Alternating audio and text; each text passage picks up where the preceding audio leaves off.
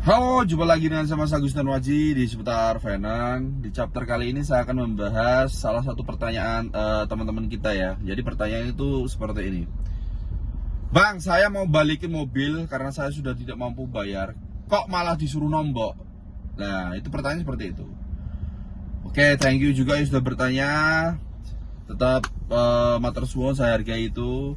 Jadi gini teman-teman ya.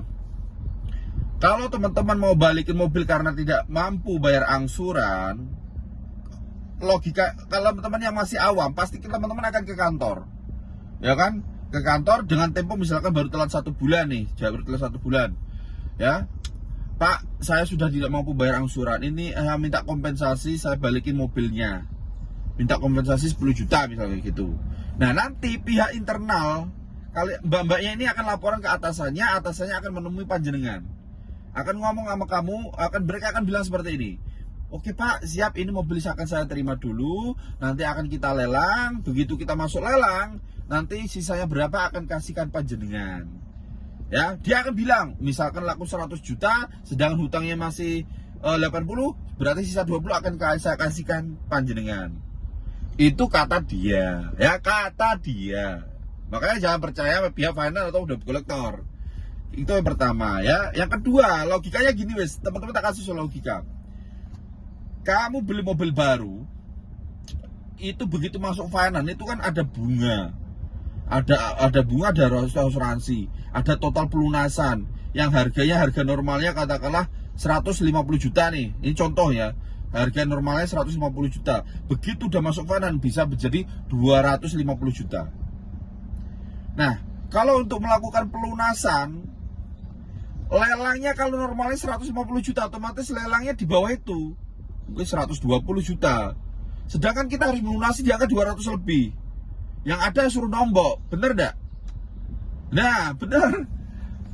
Makanya pihak internal akan bilang seperti ini. Ini mobil kami lelang dulu, nanti sisanya akan kasihkan kepada Anda atau kita kasihkan pacapan jenengan.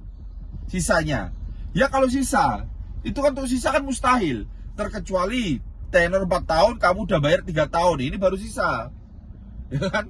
Nah bagaimana kalau tenor 4 tahun bayar 2 tahun, ini masih kurang, nggak akan ada kembaliannya.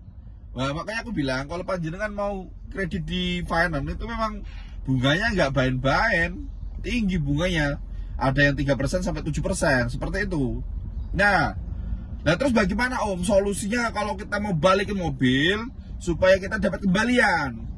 Gampang, gak usah kamu bayar selama 3 bulan. Gak usah kamu bayar selama 3 bulan. Mobil kamu simpan, kamu gembok aja di dalam. Nanti kan didatangin DC itu, ya kan, DC. Kalau kalian lewat DC, kalian dapat duit dikit, ya kan. Kalau DC, mereka hebat bla bla bla bla. Itu kalau kamu kuat, ya kan.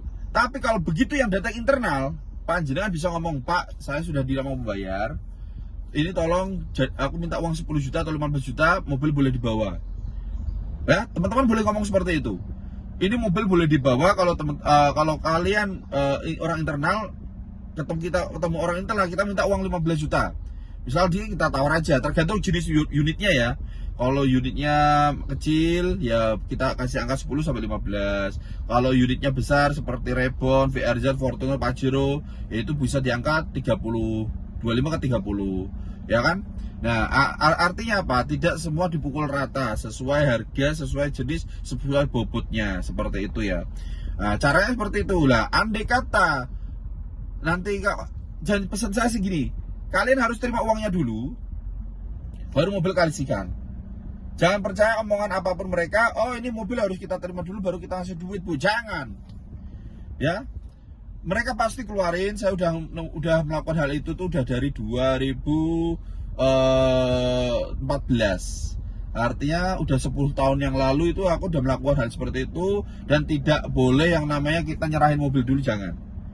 Bahkan kalau kita melakukan pelunasan khusus ya, kalau untuk motor ya, itu BPKB motor diantar itu ke rumah saya itu. Diantar, baru kasih duit.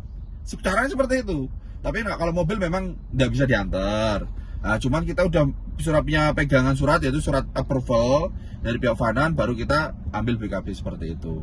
Nah, kembali lagi ke tadi, caranya seperti itu ya, untuk teman-teman. Caranya kalian harus punya minta uang dulu, terima uang dulu, baru mobil kamu kasihkan. Tetap di seputar Fanan, ikuti channel saya terus supaya tambah wawasan, tambah ilmu.